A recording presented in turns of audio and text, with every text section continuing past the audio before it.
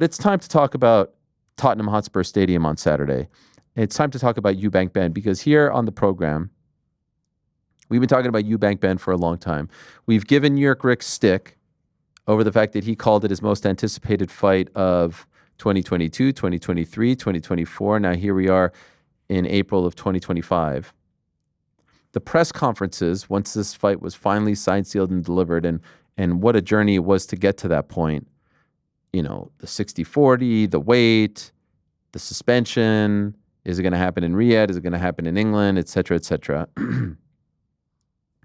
Once it was officially announced, once it was officially done, and they had those two press conferences with the egg, with the face-offs, with the animosity, with Eubank, with Nigel there and Senior not there, you felt like it was on. Ticket sales skyrocket, 67,000. They sell out by the time fight week rolls around. But I was feeling like by the time we got to fight week, there was something off about all this. I don't know if you guys share my feelings, but I think it started to turn when I saw that Senior interview with Seconds Out and others, where he started to call his son a disgrace and that he was ashamed and he didn't teach him to act like this. And I started to feel like, man, this was built on the rivalry. This was built on what Nigel and Senior did. If Senior's not on board, it doesn't feel right. Something was a little bit off. My guy Ade wasn't involved. That's his story to tell. I was feeling some sort of way about it. And then you get to the weigh-ins and you find out that after multiple attempts, Junior is off by 0.05 pounds and has to pay 500,000 pounds to Conor Benn. Oh, by the way, had to pay 100,000 pounds to the British Boxing Board of Control for the egg slap incident. And then you see the way in which he looked at the ceremonial weigh-ins, which I like that they did that. They don't do that a lot in boxing. The morning weigh-ins a la UFC and then the ceremonials. He still looked gaunt. He still looked unhealthy. And then you remember, oh, and he has a rehydration clause. He can't weigh more than 170 by 8 a.m. the next day, so he can't fully rehydrate. There was an uncomfortable feeling. Now, I'm not doing the thing that I see a lot of people in the UK. I saw a lot of people in the UK. It's very disappointing. Leading up to the fight, they're talking about how the fight is a sham. They're still harping. Like I saw Senior on Talk Sport, and they're still harping on the drug tests. They're still asking him about Conor Benn. They're still asking about the eggs. Guys, move on. You're talking to him about the Liam Smith fight. Like, guys, the fight was happening at this point 2 days from the interview. You're still harping. By the way, these people who are harping on the drug tests and whatnot, are they going to harp on drug tests when John Jones fights Tom Aspinall, if he does? Do they harp on Anderson Silva? Do they harp on that type of stuff when it pertains to MMA fighters and UFC fighters? Or do we only harp on Conor Benn and British fighters in boxing? I don't get it. They're still harping on it on the Monday after. I'm not doing that. We were all in on this fight. We were intrigued. But it was seeing him look like that, the face, the body, there was something uncomfortable about it. And the fact that his father wasn't involved, didn't endorse it, I never felt like this was a sham of a fight. There was a story to be told, and quite frankly, while one has been around a little bit longer, it wasn't like Chris was a champion defending his belt against someone who didn't deserve it. Like there was no belt on the line. This was just a rivalry that turned into something greater, and there was obviously great intrigue because all of England seemed to be there. And then the event starts, and then that shot appears. And it was straight out of WWE. It was straight out of WCW Nitro. It seemed like Junior was 1,000% sold on the fact. I don't think he was working us. And I hope at some point we find out how it all happened. I would love to ask him. He was in the hospital in the aftermath. He got released today, I'm told, in good spirits, in good health. We wish him the best. How did this happen? But that reveal of his father, I'm not ashamed to say it, this right here is legendary. Is just absolutely legendary. And we could talk about the motives, and we could talk about the limelight and this like that. That's a father and his son hugging after everything they said about each other. And you got to give Junior a lot of credit. He didn't say much. That's one of the, I have goosebumps just watching it now, and I've watched it 50 times already. That's a father and his son. That's a father who didn't want his son to go down this road. That's a father who has been through a lot. He lost a son. Junior lost a brother. That family has been through a lot in the limelight, in the public eye. And I don't know if at the end of the day, Senior said, I'm not letting you go to war without me. Yes, I don't train you anymore. Yes, we're not on the best of terms. You're not fighting my rival's son without me. I don't know. Who knows? I don't know if he got paid to be there. I don't know. None of us know at this point. But that shot right there is one of the all-time great shots. And I feel very confident in saying that that walkout, given the backstory, given the relationship, given everything that was said in the build-up to the first fight and the second, this one, is one of the greatest walkouts of all time. This right here, this will never be forgotten. This will be talked about forever. That's father and son. Hurt, damaged, wounded. I wish we could play the music, but the mix to the dun dun dun dun dun dun with the orchestra, the still DRE, look at that.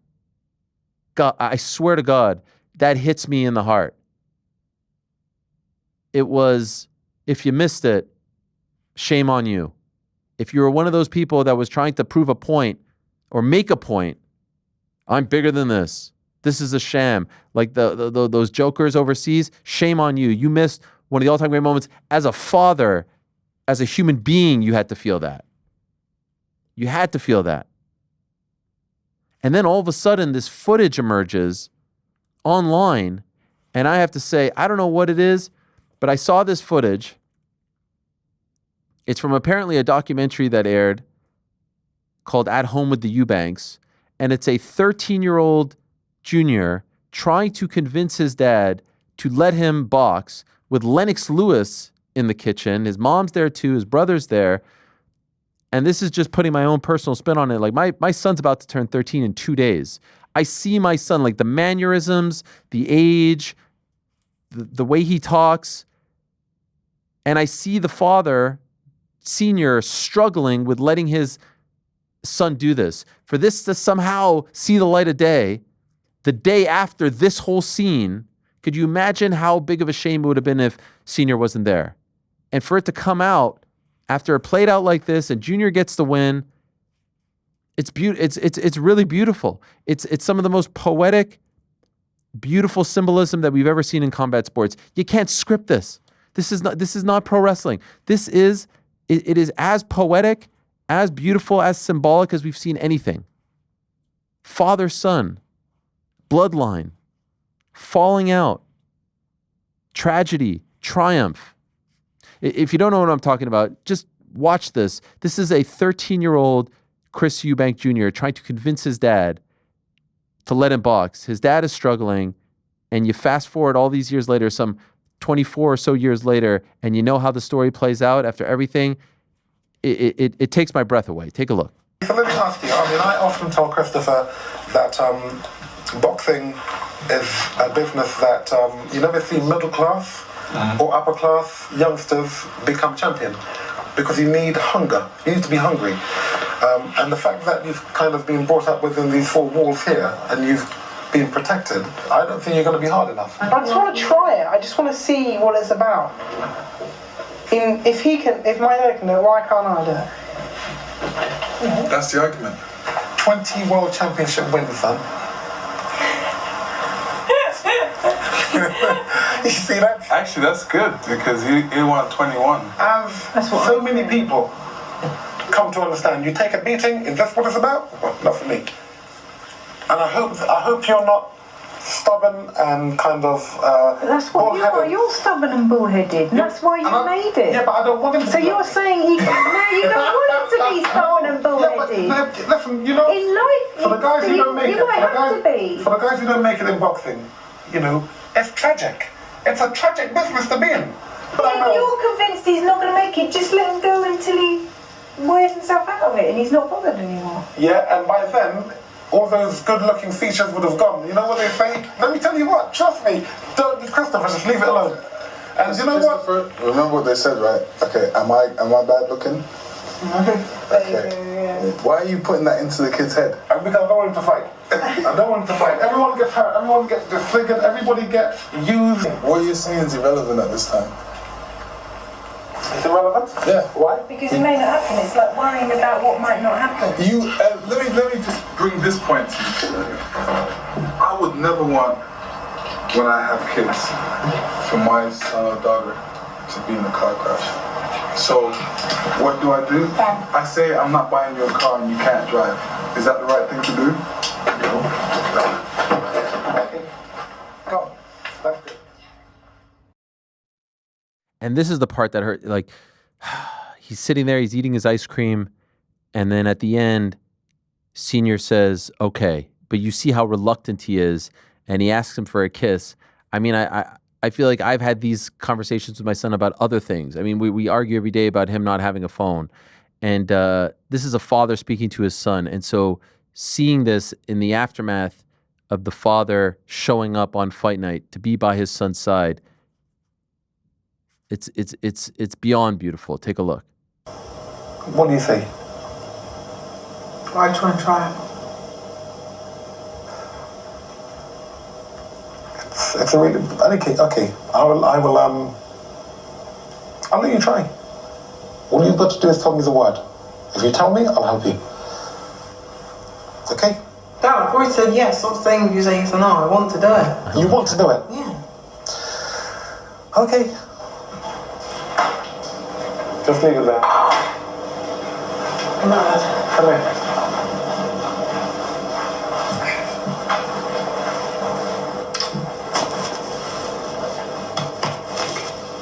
Sorry. Okay, come on.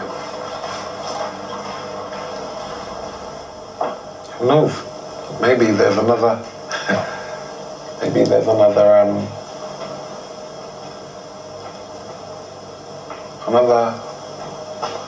No. Let's just put it this way. Now there's one to watch. He'll be one to watch. But I so hope it's not in boxing. Incredible. I love the part, like any 13-year-old would say, the dad's like, just let me know. Just let me know. He's like, Dad, I told you already. I want to do it. Stop with this. And look how it turned out. And oh, by the way, what a fight. The best part is the fight freaking delivered. And you can't say on the Monday like, oh, just because the fight delivered, the whole thing was a sham. No, the fight delivered. It wasn't a sham. They were magic together. Just like their dads were together. The fight freaking delivered. And the right man won, in my opinion. 8-4, 9-3, something in that vicinity. Conor saying that he thinks he won by 1 round. Obviously entitled to his opinion. A close fight. There is a rematch clause. I suspect they'll do it again. Turkey says he wants it. Eddie says he wants it. Conor said he wants it. It delivered. It was a home run. Tottenham Hotspur was on fire. They dug down deep. That 12th round, I don't know how both of them stayed on their feet. Honestly, they were slugging away. It was rock'em sock'em robots. It was beautiful.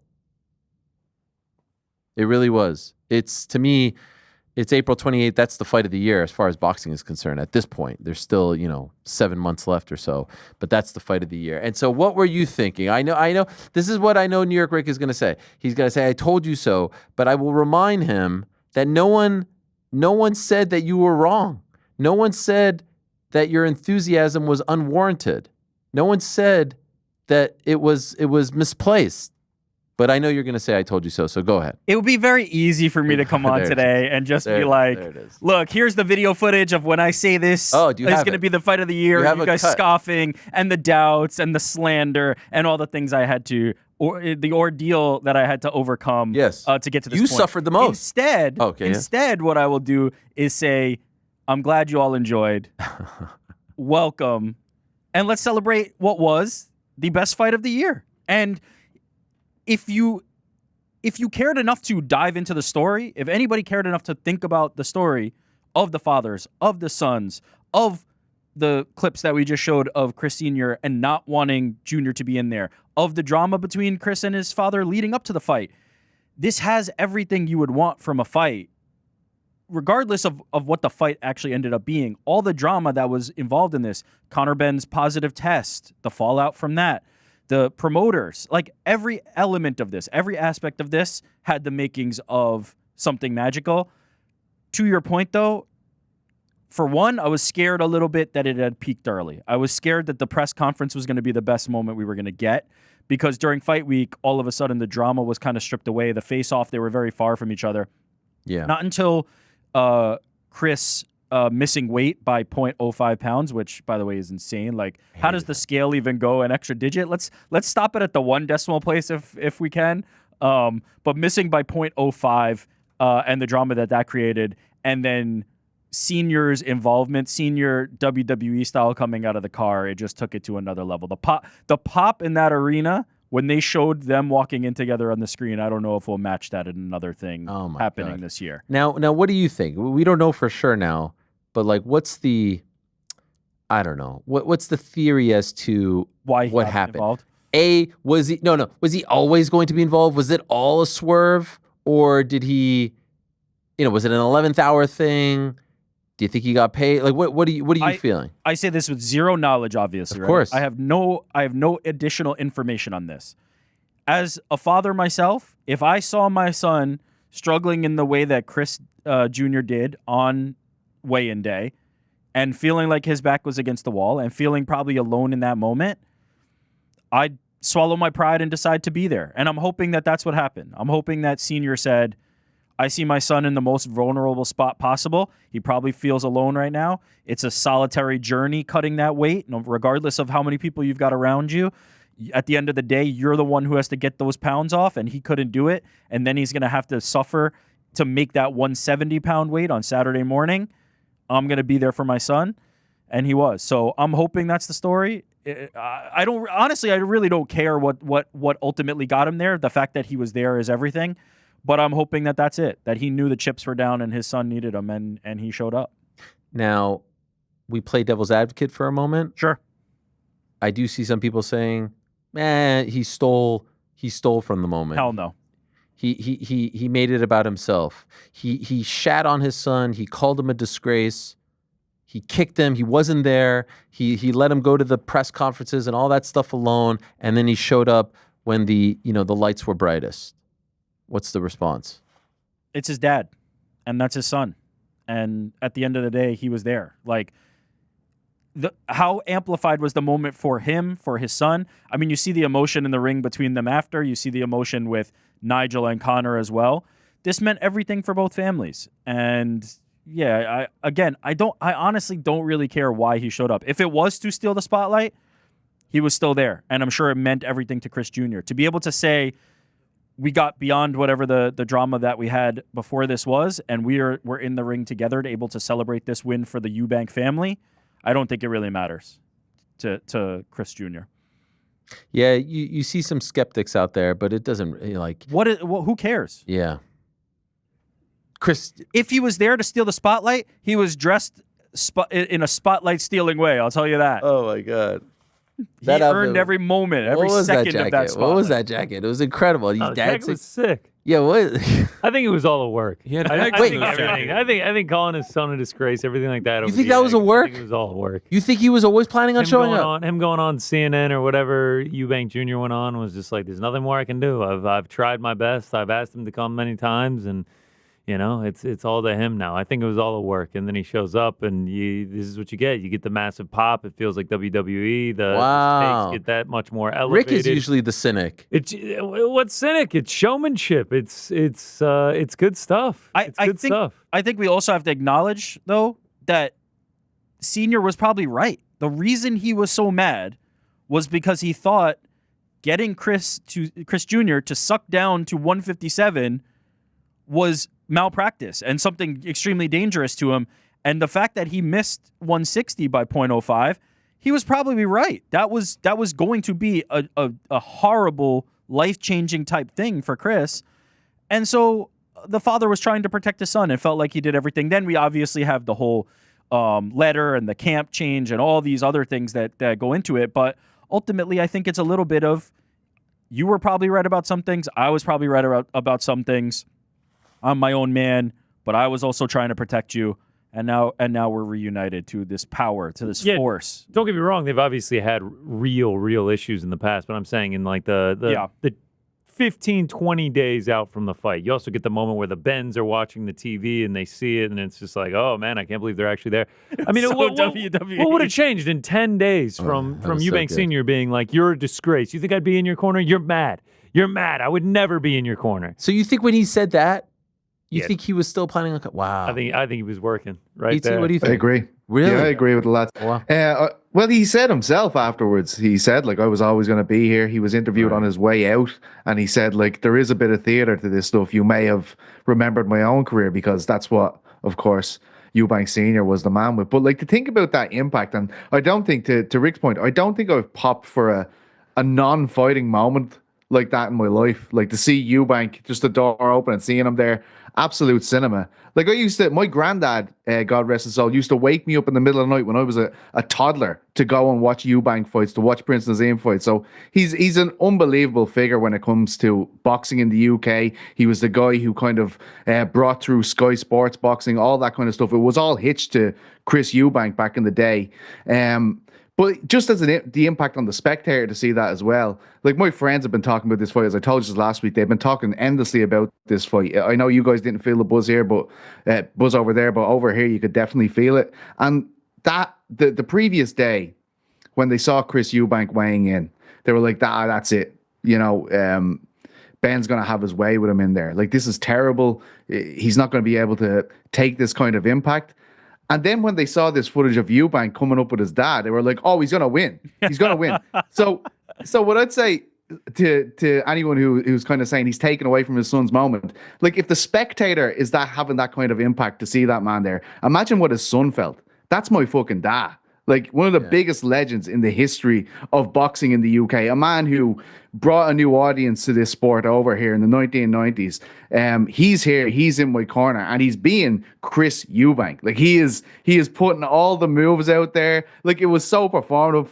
Absolutely amazing. Like, a thoroughly enjoyable card. And then, look, we haven't even started talking about the fight, really. That was absolutely insane. The lads were texting into the group as they were watching it, and fair play to them. They were scoring rounds. My head was swirling. I was just completely lost in it. Absolutely brilliant. The specter of Chris Sr. would have hung over the fight regardless. So this idea that, like, his involvement coming in is like stealing the spotlight, it was going to be a detraction. His absence from the fight was going to be noted. Let's say Chris Jr. gets that win, and he's just standing there in the ring, and he's like, yeah, I wish my dad was here. Like, it was going to be a talking point. It was going to hang over the fight regardless. The fact that he opts in, becomes involved, amplifies it, to Pizzi's point, everybody watching at home gets excited, the arena pops. Like, it could not have been seen as anything other than positive. I don't care if he wanted the spotlight. He deserved the spotlight. And so him and his son got to share it. You know, there was a sort of like kill or be killed moment to all of this, because if he would have lost Junior, I think people would have blamed Senior. Oh, you showed up, you took away. Yeah. So, like, I felt while it gave Junior a boost, it also added a bit of pressure. Maybe he didn't feel it in the moment, but I felt like the Monday morning quarterbacks, especially in the UK, would have been like, he distracted him, this and that. But, like, we all know, like, that's your pops there, man. All you want as a kid is for your parents to be proud of you. Well, put yourself in the shoes of either 13-year-old Chris in that video, who wants to show his dad, I can do this, and now his dad's there at the biggest fight in British boxing in front of a sold-out arena, and he has to put on that performance. Or even the guy who told his dad, I'm the man now, I'm the one making the decisions in this supposed letter that he sent to Senior. I'm the man now, I'm making these decisions, I'm going to stand on my own 2 feet. Nobody could be more motivated to show him in that moment that he's here and built for this, and then he did. Incredible. Are we getting a rematch? Do we want a rematch? Yeah. I don't want a rematch. Okay, that's interesting. I don't need one, but we're getting one. Okay, We're getting one for sure. Why don't you want a rematch? Especially the fight was Rick. fantastic. I don't think you can overcome, from a stylistic perspective, from a boxing perspective, I don't think Conor Benn's power is carrying up to that weight class. And for what it's worth, Chris Jr. has a tremendous chin, and it's going to be hard to crack regardless. I don't think he's going to be able to change anything in that regard. Like, Conor Benn is not going to be able to fight differently in the next fight. He's going to be coming forward. He's going to be winging massive shots. He's going to try and take his head off. He's going to land a bunch. He's going to probably look like he's close to doing it. And then ultimately, the power is not going to come up with him, and Chris is just going to be too big a man. And then add to that the fact that all the drama that led up to this one, all the stuff that got me so excited and me saying that this was my most anticipated event, you cannot replicate that. You cannot redo that. There is only one time that they are going to step into that ring for the first time. There's only one time it's going to be on the back of the drama with Conor Benn's positive test. There's only one time it's going to be with Chris Sr. saying he's not involved and then getting involved. There's only one time there's going to be the egg slap. You cannot replicate the magic that was here. I'm okay putting this one to bed. And I don't see a way Conor Benn wins this fight from a physicality perspective. That's the issue that I most. But they're going to do it. You know, there's too much money. Yeah. There's too much money in it. And too much intrigue. I mean, 67,000. There's going to be even more. I was just sent like a deck of all the social traffic, and you don't walk away from that because no, you can't. Eubank. But does it need to be immediate? Does it need to be immediate? That's a great question. What do you think? Because I think right. So all of the talk of Chris, like he wanted, like his dad said he should be fighting Canelo. He said he wants to fight Canelo. All this kind of stuff. Let him go off through that. Ben is for a lighter weight class. That for my money, like that's why I'm like the rematch. Like what's it going to prove to us? Are we just waiting on Chris to slow down due to old age at this point so he can catch him, kind of thing? But let them go off and get back on their main quest. Like this is going to be there in a year's time or whatever, like regardless of what happens, because and look, that's what the fight was all about. It struck a chord in broader culture in England. That's why it's got so many eyeballs on it. Like they can come back to this after a fight like that. They can come back to this regardless of what happens. They could, but they won't. No. To Pete's point though, for me, this was stock up for Conor Benn regardless of the loss. And I think you can carry that momentum into the lighter weight class where you're going to have a lot more success. I just think Chris is too big for him. And I was on record picking Chris. I think that was the way this fight was always going to go. Conor had his moments, but Chris is too big and too sharp a boxer as a boxer versus a puncher. And the puncher is drastically outsized. It's not going to go super well. In his own weight class, to me, that was a performance that makes me go, okay, Conor Benn might actually be better than I thought. He isn't just this 3-round, 5-round Tasmanian devil. He can actually fight into the later rounds and look pretty good. I'm more interested in him at a more natural weight class. But we all agree it's going to be next, right? There's too much money. There's just way too much money. But how do you match the drama? We say. I don't think you can match the drama, but I am with Ariel. I think the intrigue will be higher because I think the fight delivered in such a way that people want more of it. They're going to be excited for the second time.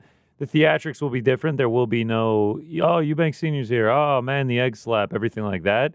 But they'll do it. They'll sell out a massive stadium, and they'll make a ton of money off of it. Yeah, now they could go to Wembley, which is bigger than Tottenham Hotspur. Crazy. Senior wants Junior to go after Canelo. Canelo has plans. Canelo has William Skull this weekend, then Terrence Crawford in September. Canelo ain't diverting those plans for Junior. True.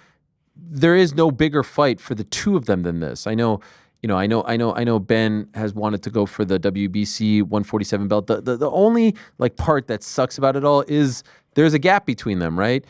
I know Eddie will tell you Eubank's a 160 pounder, all this stuff. He's really more of a 168 pounder at this juncture of his career. And I know some will tell you that Ben is a 154 pounder. He's really more of a 147 pounder. And so it's a bit of a gap. But we're about to see that gap, by the way, between Canelo and Terrence Crawford, although Terrence is going all the way up as opposed to Canelo having to come down to 168. So you just wish that it wasn't uncomfortable. It's uncomfortable to see him look like that on the Friday. And the .05, I mean, where was Mark Ratner? Mark Ratner is the best at the weigh-ins. Can we get the thing that goes like this and then they move it over like that? .05. But why do we have a second digit after the decimal place? That's what I don't understand. Ridiculous. Why do we need the second digit? Just a 20th of a pound. A 20th of a pound. It's zero. It's 160.0. That punishment doesn't fit the crime. Come on, man. No, ridiculous. No. It doesn't. And can I just say, there were no belts on the line either. Yes. It's just .05. But out of respect to Conor Benn and the point we're all making, that does matter.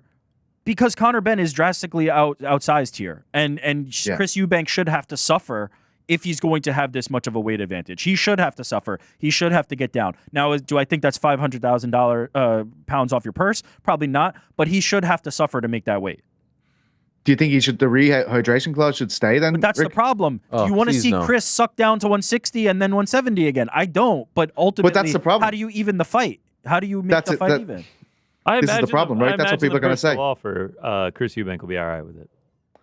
Yeah. No, I'm sure the purse is He going to has be to worth get it down again. to 160. Can they at least let him do away with the rehydration? That's the thing. Yeah. It's like That's fair. It's the double. It just makes whammy. everyone uncomfortable. It's It makes everyone. And look, yes. that scene that played out there, I thought was crazy. When I was watching Which this, one? on the Matchroom put out a video with yeah. Frank Smith and Mr. Majib, I believe his name is, in Eubank's corner.